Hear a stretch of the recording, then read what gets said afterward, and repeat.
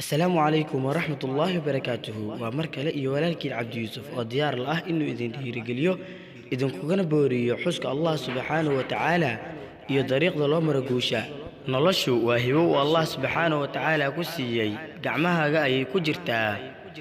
waxa aan kuugu dhiirigelinayaa inaad ka faa'iideysato waxa aan kuugu dhiirigelinayaa inaad wax walba qaban karto waadna awoodaa waayo aragnimo kasta wanaag iyo xumaanba waxay ka dhigaysaa mid la qabsado nolosha hubaal haddii aad la qabsato nolosha arrimuhu way fududaan doonaan maanta u noolow oo ku raaxayso daqiiqad kasta qabo waxa ugu wanaagsan oo ay noloshaada ku siinayso ha caroon waayo caradu waa dilaaga wanaagga nafta ha murugadu waxay sababtaa jirkaaga oo daciifa ha xaasidin qof kale waayo xaasidnimadu waxay xumaysaa nolosha aadka qurxoon